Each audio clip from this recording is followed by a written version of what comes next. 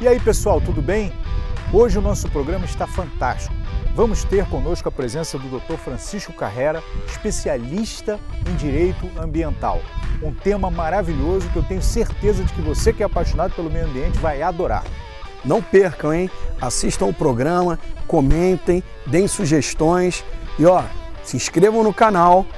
Vão acessar lá o nosso sininho para receber notificações dos próximos programas. Convergência Ambiental, um programa que é feito para você. Vem com a gente!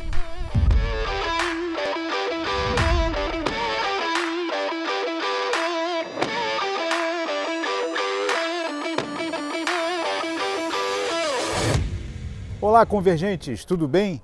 Bem-vindos a mais um programa Convergência Ambiental. E o tema de hoje é fantástico. Vamos falar sobre o direito ambiental. E conosco hoje, um dos maiores profissionais da área, o advogado Dr. Francisco Carrera, um dos maiores especialistas na área do direito ambiental no Brasil.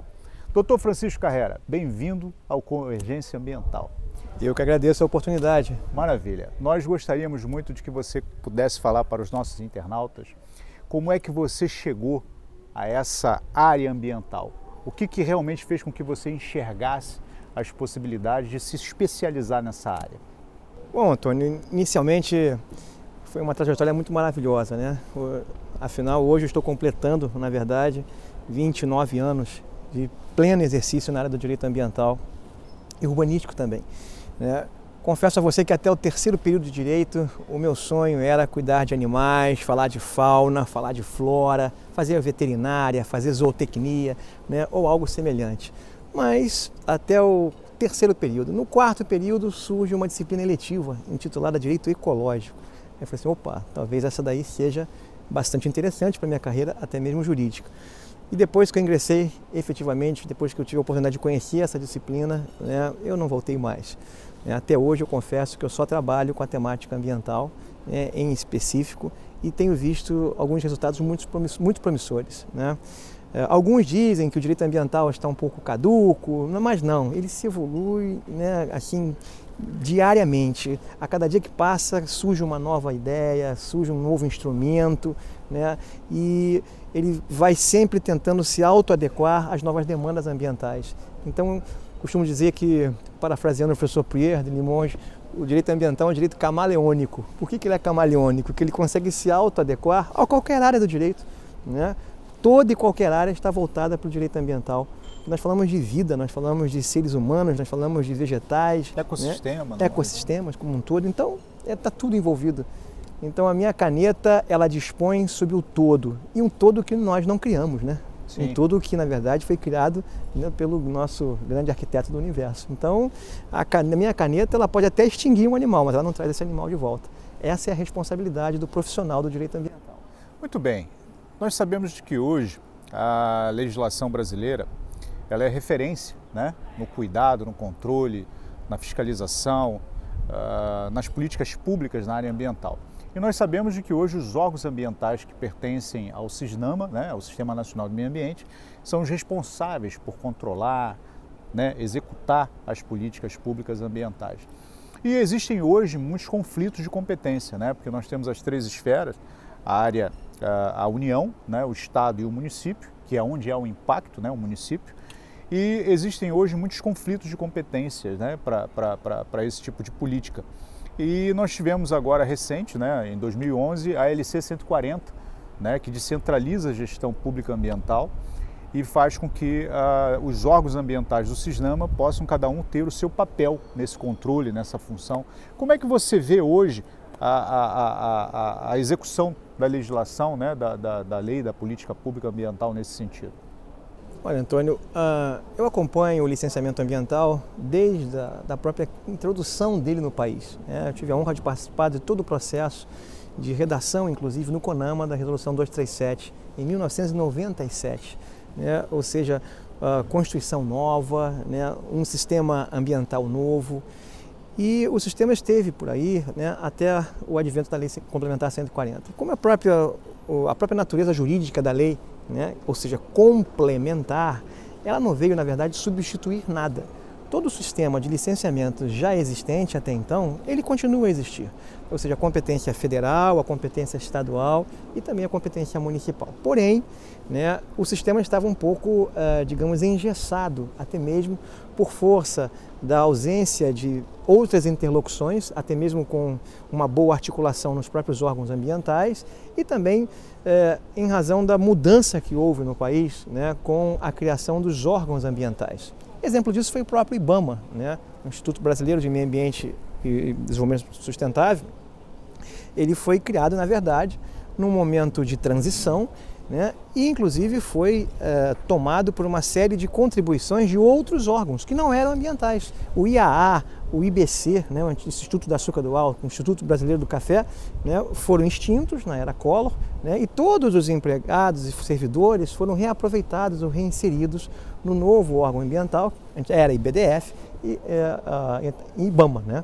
Então o IBAMA recepciona esses funcionários e eles começam a trabalhar a ideia de ambiente. Porém, estavam maquiados com aquela velha ideia, né, de que ambiente era um bem, né, um patrimônio que poderia ser objeto de transação sem qualquer tipo de restrição, né, e por aí vai.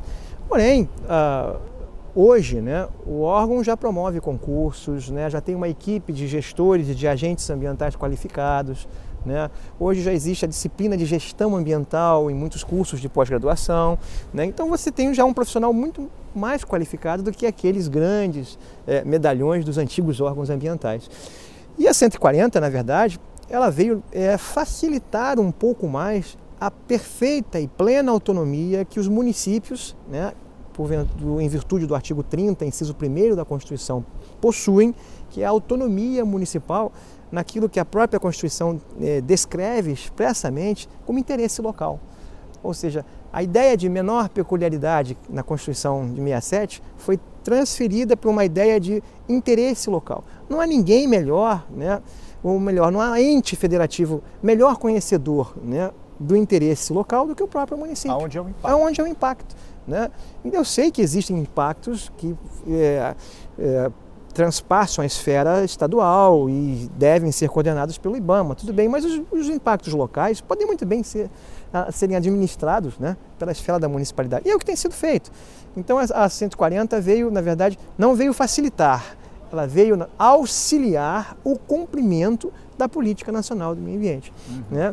Existem alguns conflitos, sim, né? Existem também algumas lacunas, principalmente quando você começa a trabalhar a ideia, por exemplo, de unidade de conservação municipal, né, e de licenciamento ambiental, por exemplo, em APAs, né, que a própria 140 traz uma exceção para as APAs. Isso, de certa forma, tem condições, sim, de ser revisto, né? Mas eu entendo que a Lei Complementar 140 foi uma inovação, né, de extremo valor para o país. Né? Desacelerou muito aquela ideia de se conseguir uma licença e deu um empoderamento maior aos órgãos ambientais locais, porque o órgão ambiental local só consegue um licenciamento ambiental pleno se ele tiver um corpo de técnicos plenamente qualificados. Requisitos que possam, né, habilitar o município. Né? E isso não existia até então. É verdade. Você ficava refém exclusivamente da competência estadual. Sim. O que trazia, na realidade, um problema como é que se diz? Era muito devagar, né? Era coisa de própria gestão também. De própria gestão também. Bom, doutor Carreira, eu queria iniciar uma pergunta justamente em relação a essa questão da judicialização, né, do meio ambiente.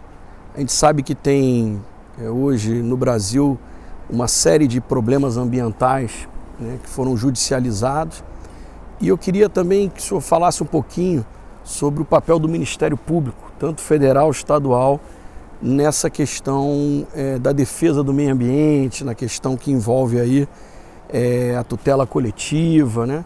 Como é que o senhor vê hoje? Realmente as questões ambientais elas foram muito judicializadas? Professor, elas foram extremamente judicializadas e digamos que a grande vanguarda, né, de uma legislação ambiental plena no que concerne a tutela e defesa de interesses difusos foi a própria Lei da Ação Civil Pública, né, a Lei 7347. Né? Ou seja, ela empoderou muito, né, e necessariamente o próprio Ministério Público em todas as suas esferas. Né? E o Ministério Público hoje é um elemento de tamanha importância, né, para a promoção, tutela e defesa, né, dos interesses difusos e transindividuais.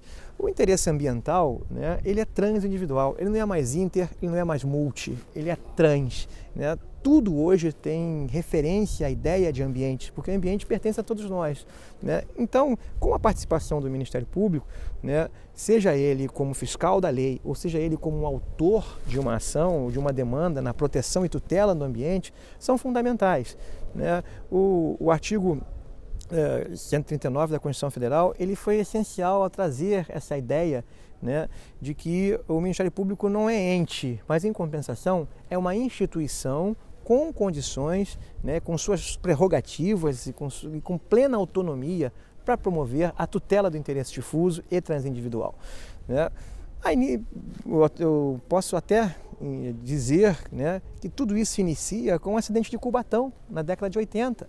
Né? Dali surge a plena necessidade de se criar, né, uma instituição com condições de promover a perfeita defesa do ambiente, né? E o Ministério Público hoje, se você puder fazer até uma pesquisa em nível nacional, no Conselho Nacional de Justiça, você vai ver que a maioria, talvez, das demandas que promovem a defesa do ambiente são promovidas, né, são ajuizadas pelo Ministério Público. Mas não é apenas o Ministério Público que tem essa legitimidade ativa para promover a ação civil pública, né? As ONGs, as ONGs, organizações não governamentais, também têm essa legitimidade ativa, né? Os sindicatos também têm essa legitimidade ativa, os próprios partidos políticos também. Associações, né? De uma forma geral. De uma forma geral. Então, é claro que dentro dos seus requisitos próprios, mas possuem essa legitimidade. Então, elas devem sim auxiliar bastante o Ministério Público nessa fiscalização. Nós não podemos também legar ao Ministério Público, né, essa autonomia e entendê-lo, né, como fiel defensor do ambiente numa situação isolada. Não, ele também tem parceiros e potenciais parceiros institucionais que podem fazer essa defesa do ambiente, né? A exemplo disso, esses órgãos que eu citei. E a própria sociedade civil, né, que enquanto participante desse processo de defesa, um cidadão pode se dirigir e usar o seu direito de petição, que é um direito constitucional, e se dirigir ao Ministério Público, né, e fazer uma representação para o Ministério Público. As pessoas jurídicas podem fazer isso, as pessoas físicas podem fazer isso. Então, o nosso sistema constitucional é muito bonito, né, ele está perfeito, ele está muito bem implementado, né, mas também deve ser conhecido das instituições, porque tem muita instituição que não sabe, né, que tem essa legitimidade ativa para promover esse tipo de demanda. Uma outra preocupação também, professor, a gente tem algumas decisões judiciais que são às vezes muito radicais, às vezes até decisões que fogem do princípio básico do direito, da razoabilidade, da proporcionalidade, né? Isso tem inclusive aberto um grande mercado aí na área de perícia, né, de perícia ambiental também. Então nós temos, por exemplo, um acórdão recente do Supremo, onde foi colocado lá uma questão em relação a áreas de preservação permanente, onde o desembargador, o ministro, né, ele chega à conclusão de que todas as nossas construções ou edificações em área de preservação permanente deveriam ser demolidas, né? O que não é razoável e não é proporcional, né?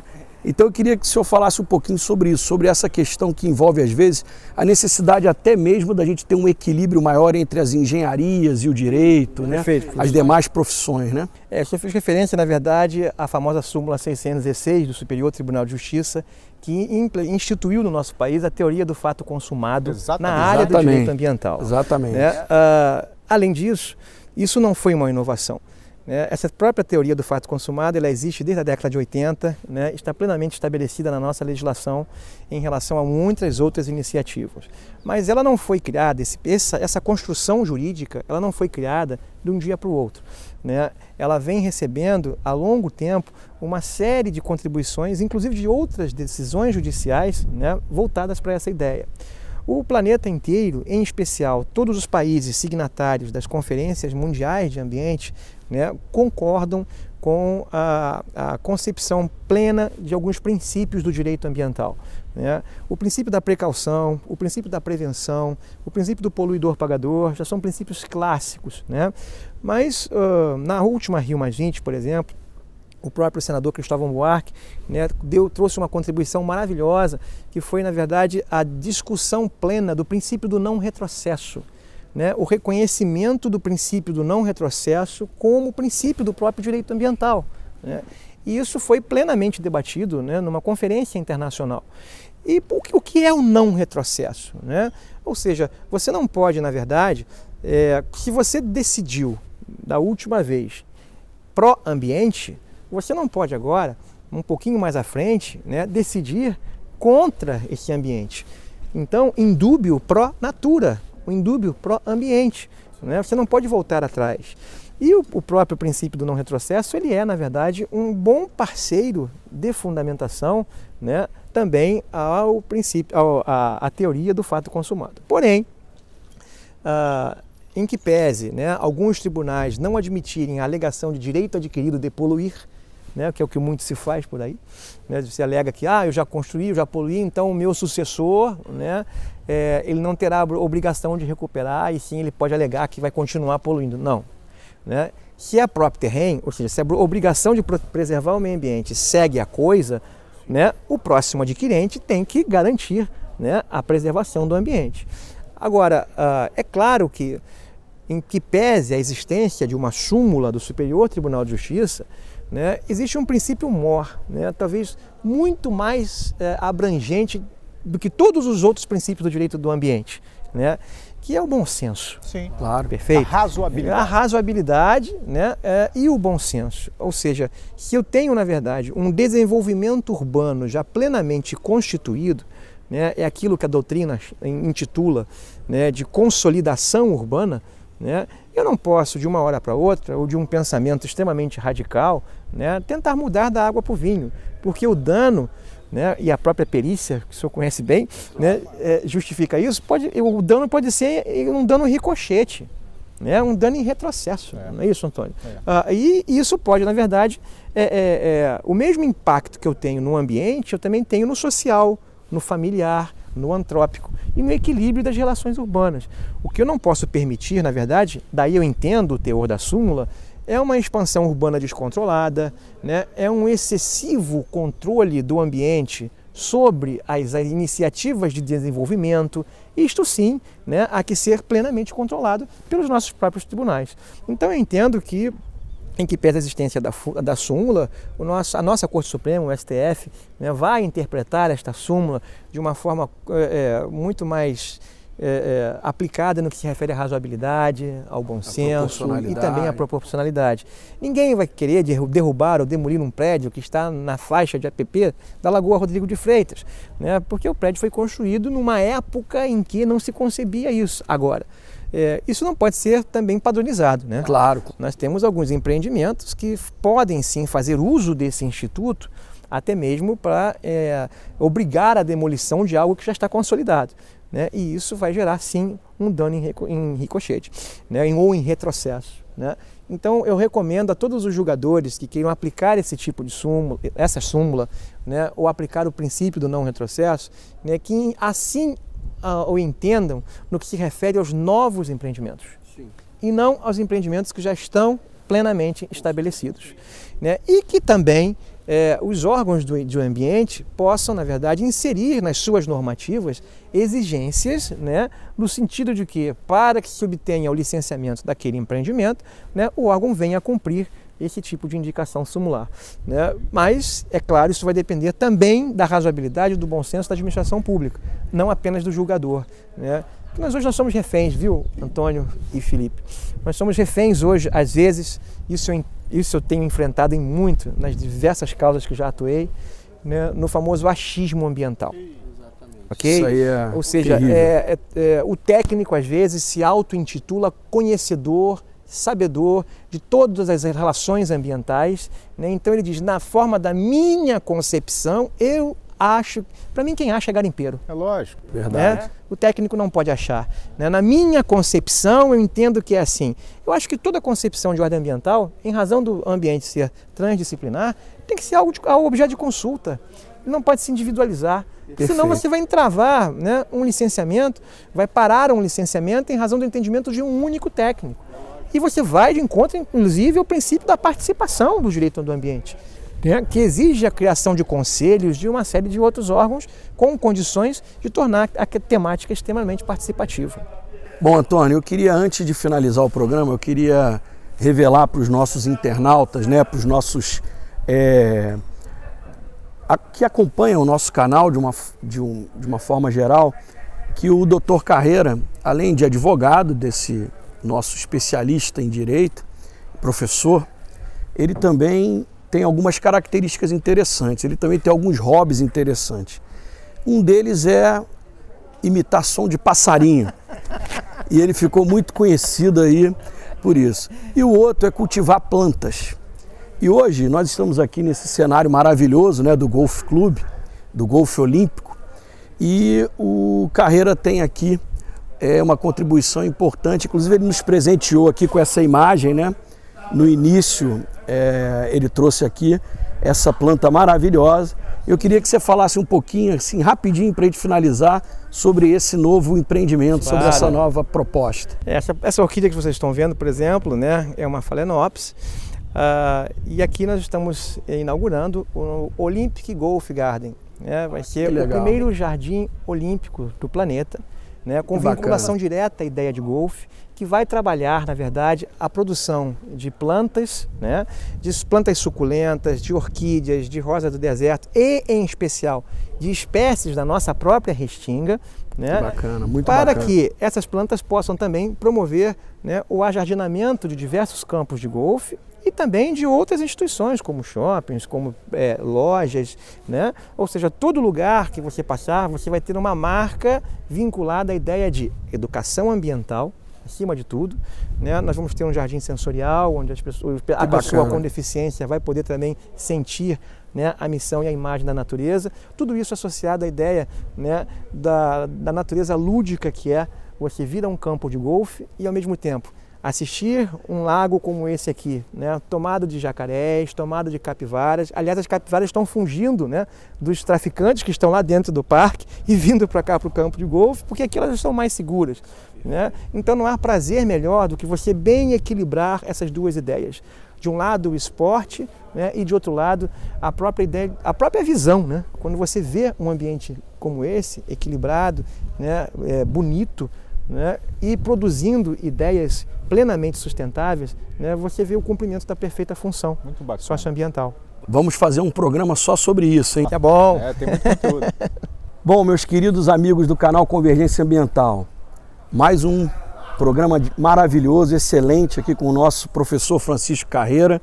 Queria lhe agradecer. Eu que agradeço. A sua presença, tudo que você trouxe aqui de conhecimento, que com certeza vai auxiliar os nossos internautas, aqueles amantes do meio ambiente, os estudantes de direito também, de engenharia. E é isso aí, Convergente. Assistam sempre os nossos programas, façam a curtida lá nas nossas redes sociais, nas nossas páginas no Instagram, no Facebook, e se inscrevam no canal, sempre acessando o sininho para que vocês possam receber as notificações dos nossos próximos programas.